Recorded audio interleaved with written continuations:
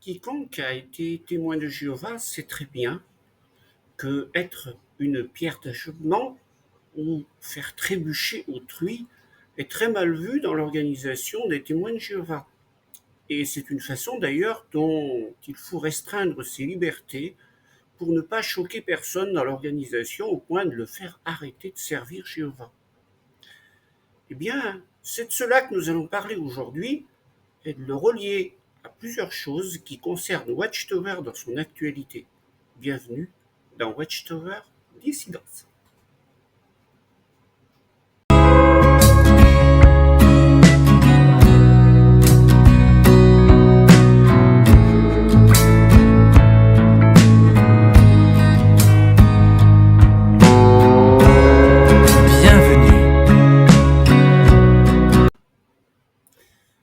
C'était une vidéo qui n'était pas passée inaperçue de la part des activistes anti-témoins de Jéhovah sur jw.org.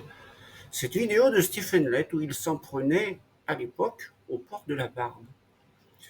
Mais ce qui m'étonne, c'est que de beaucoup d'activistes n'aient pas tilté sur le début de cette vidéo. Moi-même d'ailleurs, je ne l'avais pas vue. Et c'est en faisant des recherches que fortuitement cette semaine, je suis tombé sur cette vidéo faite par Stephen Lett, où il parle de ne pas faire trébucher autrui. Alors bien sûr, c'est un enseignement très connu des témoins de Jéhovah. Et justement, eh bien, on va écouter ce petit interview de Stephen Lett, et ça va nous permettre de parler d'une actualité qui concerne Watchtower, et enfin de savoir si Watchtower elle-même n'est pas une occasion de trébucher pour beaucoup.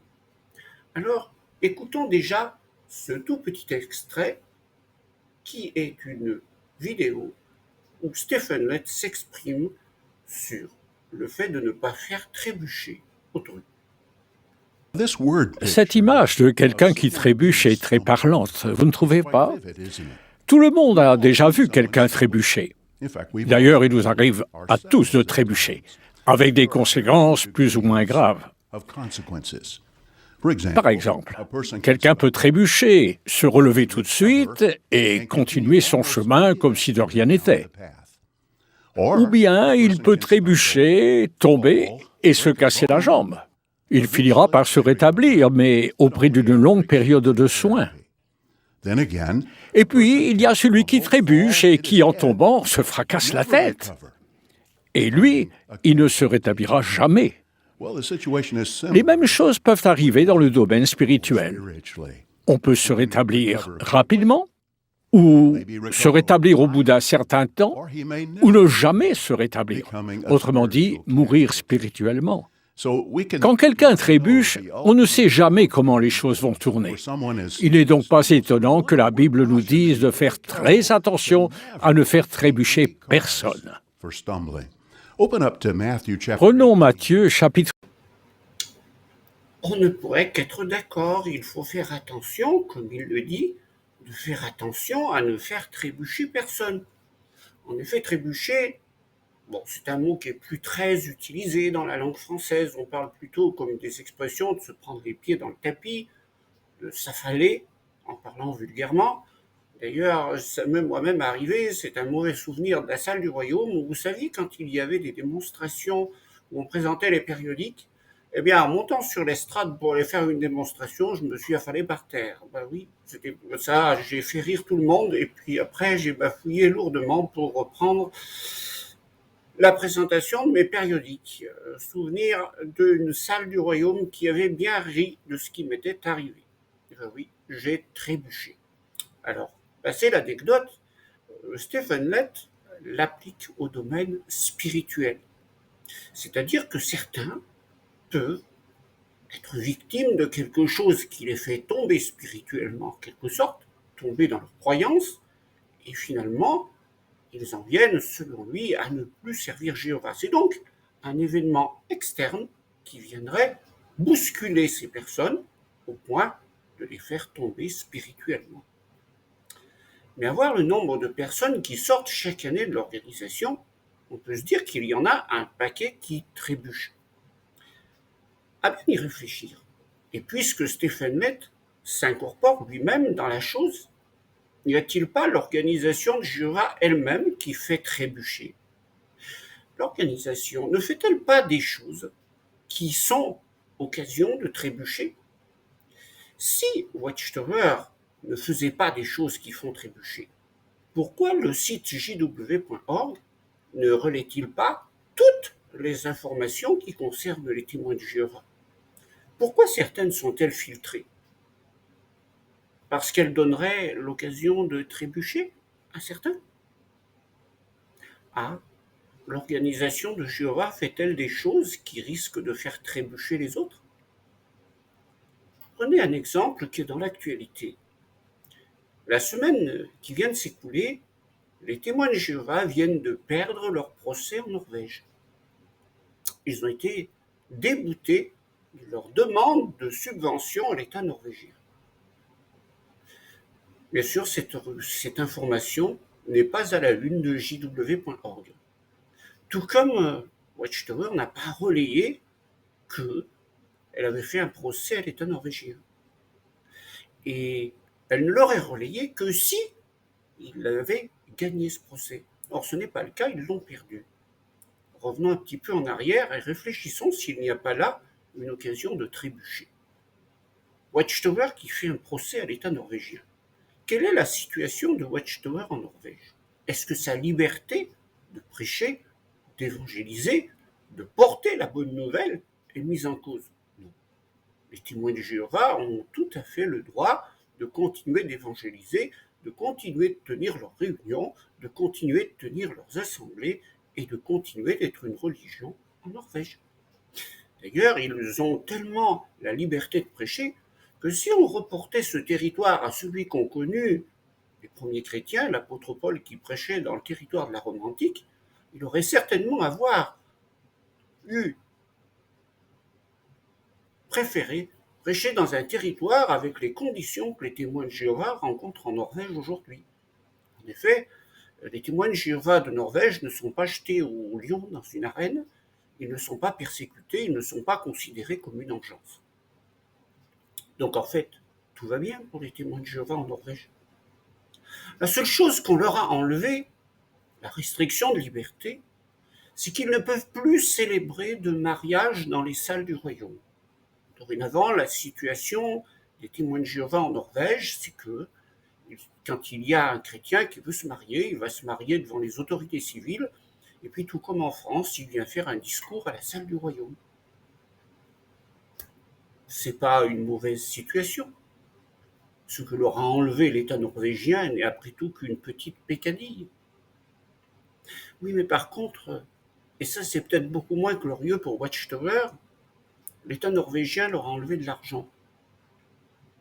Peut-on s'imaginer l'apôtre Paul faire un procès à l'Empire romain pour obtenir une subvention pour étendre la bonne nouvelle?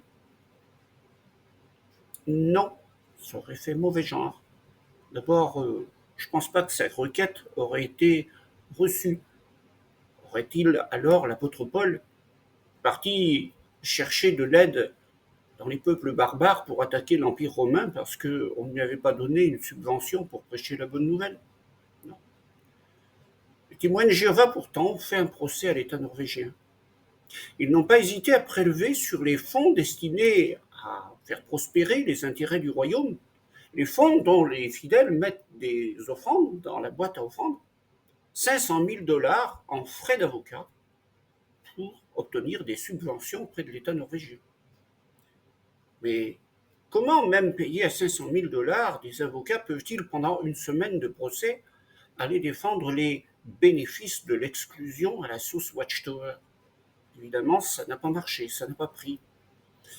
Les quelques sous-fifres qui ont été amenés pour raconter tous les bénéfices qu'ils avaient retirés dans leur vie d'avoir été exclus pour avoir mal agi et ensuite être revenus pour être de meilleurs témoins de Jéhovah, n'ont pas convaincu le jury. Parce que les autres victimes qui sont arrivées et qui ont exprimé tout le mal que leur avait causé l'excommunication à la mode Watchtower, ce tribunal d'inquisition modernisé par Watchtower, Évidemment, ça ne leur a pas donné de bons résultats. Et ça a plus convaincu la Cour que les avocats de Watchtower, même payés à 500 000 $. Et voilà comment Watchtower a perdu son procès et se retrouve à payer tous les frais de justice et n'aura pas le bénéfice de ce qu'elle demandait. Alors bien sûr, étant donné qu'elle a gaspillé de l'argent des fidèles, celui qui a été remis dans les salles du royaume, celui que des gens auraient peut-être eu besoin pour eux, mais qu'ils ont de tout bon cœur donné à Watchtower, on n'ose pas trop le dire parce que ce serait peut-être quelque chose qui pourrait faire trébucher. Et oui, monsieur Stéphane Lett, si vous voulez ne pas faire trébucher les autres, il faudrait déjà pas que votre organisation se lance dans des choses qui ne sont pas conformes à ce que devraient être de vrais chrétiens. C'est la première des choses qui concernait l'actualité. Et je vous mettrai en lien deux choses qui concernent justement ce procès, bien que la presse n'en ait pas beaucoup parlé. C'est surtout sorti dans les activistes anti-témoins de Jéhovah, mais il y a un article de presse qui en parle, et je vous le mettrai en description. La deuxième chose qui est sortie dans l'actualité, vous savez que les témoins de Jéhovah sont à la recherche de traitements pour respecter leurs croyances concernant le sang. Dans le Réveillez-vous de janvier 2000, que je vous mettrai en référence, Watchtower faisait l'apologie de divers nouveaux traitements qui venaient de sortir.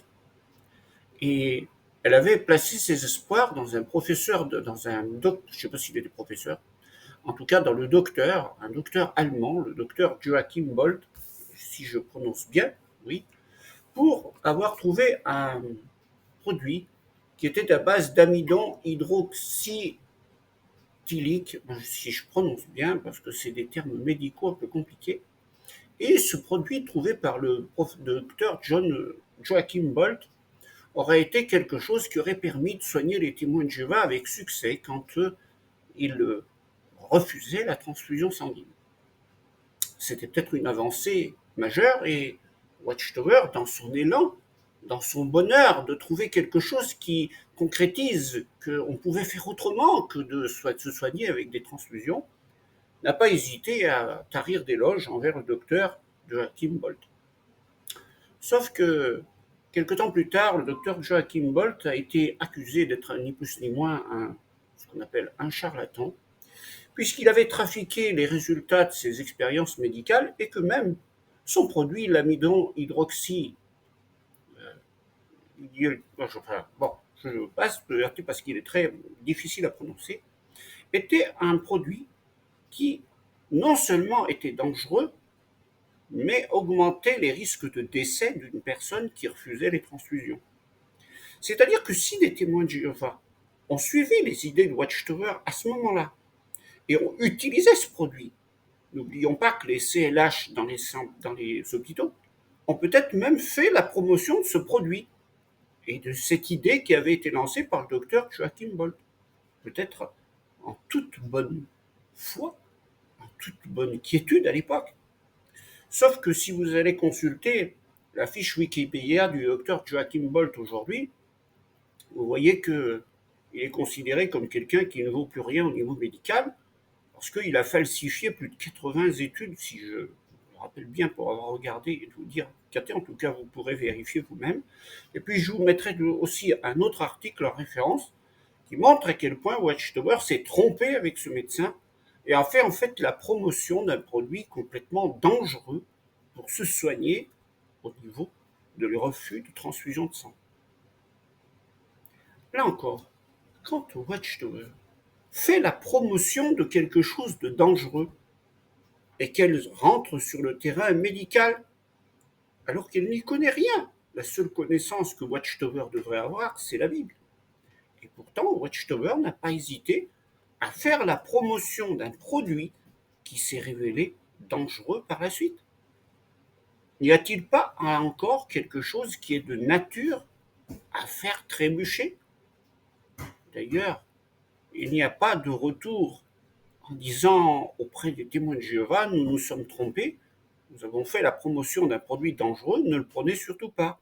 Il n'y a pas de démenti sorti concernant le Réveillez-vous de 2000 qui faisait la promotion de ce produit. N'est-ce pas là encore quand des témoins de Jéhovah risqueraient d'apprendre cette chose qu'ils aient une occasion de trébucher? Eh bien, je vous laisse juger vous-même. Mais en fait, c'est le collège central lui-même qui est peut-être une occasion de trébucher. Car lorsque Stephen Lett continue son exposé, ce qu'il va dire par la suite est tout bonnement hallucinant. Et je vous laisse écouter. En fait, il y a des similitudes entre faire trébucher quelqu'un au sens propre et le faire trébucher spirituellement. Examinons 3 de ces similitudes. Premièrement, en poussant quelqu'un, on risque de le faire trébucher, surtout si le sol n'est pas très plat. C'est vrai aussi au sens spirituel. Pensez à Jéhovah. Il pourrait nous pousser, n'est-ce pas? Il pourrait nous forcer à le servir.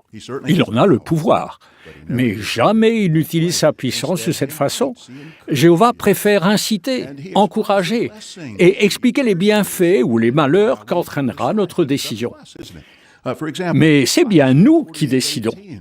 Par exemple, en Isaïe 48, 18, Jéhovah déclare « Si seulement tu prêtais attention à mes commandements, ta paix deviendrait alors comme un fleuve et ta justice comme les vagues de la mer. » Jéhovah implore, il ne force pas. Alors, si Jéhovah ne nous force pas, il ne veut pas non plus que nous forcions les autres. Les parents, par exemple, doivent faire très attention de ne pas simplement pousser leurs enfants à servir Jéhovah. Comme Jéhovah, avec amour, en les implorant, ils doivent plutôt essayer de toucher leur cœur et, bien sûr, leur donner une idée claire des bienfaits qui les attendent. Voici une autre application. Les anciens ne doivent jamais pousser les brebis de Jéhovah. On m'a raconté qu'au cours d'une réunion, un ancien a demandé à ceux qui avaient prévu de prêcher le lendemain matin de lever la main. Quelques mains seulement se sont levées. Mécontent, il a sermonné la congrégation en disant qu'ils n'étaient pas assez nombreux à prêcher. Puis, il a eu la mauvaise idée de redemander qui sortirait le lendemain. Et vous savez quoi? Il y a eu encore moins de mains qui se sont levées. Autre application encore. Ceux qui dirigent les études bibliques ne doivent pas pousser leurs étudiants. Il faut arrêter de fumer, débarrassez-vous de ces idoles. Non, ce n'est pas en exerçant une contrainte, mais en touchant leur cœur qu'on incite les étudiants à bien agir. Voici encore une autre application. Personne ne devrait pousser des camarades de classe, des collègues ou des membres de sa famille à accepter la vérité. Des gens qu'on a ainsi poussés, bousculés, même avec les meilleures intentions du monde, ont trébuché et sont restés à l'écart de la vérité pendant des années. Cela me rappelle qu'on entend dire parfois que lorsque quelqu'un vient à la vérité, il faudrait l'enfermer pendant 6 mois pour éviter les dégâts qu'il risque de faire. Mais c'est une très mauvaise idée. Il ne faut pas enfermer ce frère zélé. Il faut l'imiter plutôt. Ceci dit, on pourra l'aider à canaliser son zèle pour qu'il ne force pas ses proches ou d'autres à accepter la vérité qui le rend si enthousiaste. Ah bon? Mais de quelle organisation parlez-vous, monsieur Lett, ici? Des témoins de Jéhovah? Eh bien, je ne sais pas, mais votre façon de voir, en disant qu'il ne faut pas pousser les gens à faire quelque chose, je ne sais pas de quelle organisation vous parlez, mais ce n'est pas les témoins de Jéhovah. Ou alors, vous vous foutez littéralement de la figure du monde. Vous êtes en train de raconter n'importe quoi. Faut pas pousser. Quand on est témoin de Jéhovah, on n'est pas poussé à faire les choses. Les parents ne poussent pas leurs enfants à devenir témoins de Jéhovah. Dites, monsieur Lett, dans mon enfance, j'ai vu des coups. J'ai vu la bagarre. J'ai vu des gosses être poussés à la table pour étudier le bulletin alors qu'ils ne le voulaient pas à coups de martinet. Ce bulletin, c'est l'ancêtre de la tour de garde. C'est pas pousser les brebis, ça? C'est pas ça? Quand un membre du collège central, dois-je vous le rappeler, menace les gens de mort s'ils ne sortent pas en prédication chaque semaine, C'est pas encore pire que celui qui a sermonné la congrégation parce qu'il n'y en avait pas assez qui sortaient le lendemain. Mais c'est un membre du collège central qui a fait ça, monsieur Lett. Vous ne me croyez pas? Vous voulez que je vous repasse un petit extrait de Anthony Maurice, là? C'est pour ça que vous l'avez foutu dehors? Mais monsieur Lett, je me pose la question. Quel témoin de Jéhovah n'est pas poussé? Quelles personnes ne sont pas poussées? Qui n'est pas rentré dans l'organisation contraint et forcé des choses parce que sinon vous alliez déclencher une catastrophe si vous ne le faisiez pas? Vos surveillants de circonscription passent leur temps à pousser les gens à faire des choses qu'ils ne veulent pas faire. Vos anciens passent leur temps à pousser les gens à entreprendre le service de pionnier alors qu'ils ne le veulent pas. Votre organisation pousse les gens à agir de telle et telle façon. Ils ne font que ça du matin au soir. Et vous êtes en train de me dire que tout cela n'est pas bien? Ah ben, je suis très contente de l'entendre, mais il était temps. Alors de deux choses l'une. Soit vous avez un travail monstre à faire pour réformer votre organisation, soit vous vous foutez littéralement de la gueule du monde. Parce que votre organisation, ce n'est pas cela, monsieur Lett. Et vous le savez. Alors peut-être est-ce un moyen, en racontant n'importe quoi, de vous dédouaner de ce que votre organisation fait officieusement d'un autre côté. Parce qu'officiellement, vous dites qu'il ne faut pas pousser les brebis, parce que c'est une occasion de trébucher. Pourtant, dans votre organisation, on se sert de la menace, on se sert de l'intimidation, on se sert de l'abus de pouvoir, on se sert de la moquerie pour pousser à faire quelque chose, pour pousser à prêcher plus, pour pousser à refuser un traitement. Ce n'est pas dans l'organisation où l'on dit les parents à leurs enfants, écoute, si tu veux être témoin de Jéhovah comme moi, tu peux le devenir, mais si tu veux pas, libre à toi, et je t'en voudrais pas. J'aurais bien aimé entendre ça, mais je sais pas ce que j'ai entendu, ni chez moi, ni ailleurs, ni jamais. J'ai jamais entendu des anciens, à moins d'être considérés comme laxistes ou comme des gens complètement tièdes, dire si vous voulez sortir en prédication, vous sortez en prédication, mais je comprends que si vous avez autre chose à faire, eh bien vous pouvez le faire. En tout cas, faites de votre maximum, et puis c'est tout. Il n'y a pas de problème. Frère ou sœur, t'as pas pu sortir ce mois-ci? Bon, moi je comprends, oui. Il y a des vicissitudes de la vie, c'est pas grave. Hein. Dès que tu peux, tu retravailleras en ministère, puis si tu ne veux plus y aller, tu n'y vas plus, il n'y a pas de problème. C'est comme ça que ça se passe dans l'organisation? Vous croyez vraiment? Non. C'est tout autre chose. Donc, en fait, vous donnez en permanence des occasions de trébucher. Toute votre organisation est une cause d'achoppement et un moyen de trébucher. Mais en plus, en racontant n'importe quoi, comme vous êtes en train de le faire en ce moment-là, en train de dire le contraire de ce qui se passe, vous êtes encore quelque chose qui fait trébucher. Décidément, toute votre organisation est centrée sur le fait de faire trébucher les autres. Mais ne vous affolez pas, ça va continuer. Car vous allez parler d'autre chose à la suite de votre sujet. Et ça, ce sera la vidéo de la semaine prochaine. Car dans l'aspect même où vous vous présentez sur jw.org, il y aurait de quoi dire, car là, vous êtes une occasion pour trébucher. Pire, vous vous permettez des choses que vous interdisez aux autres. Mais ça, je vous le dirai la semaine prochaine. Bye bye, bisous et bonne semaine à tous. Il y a encore une phrase très encourageante comme celle-ci. Ce ne serait pas par simple chance, par accident, mais cela serait en accord avec le dessein plein d'amour de Jéhovah Dieu, que le règne de Christ, le Seigneur du sabbat, commence à courir parallèlement avec le 7e millénaire. Ça veut dire, en octobre 1975, nous serons dans le monde nouveau.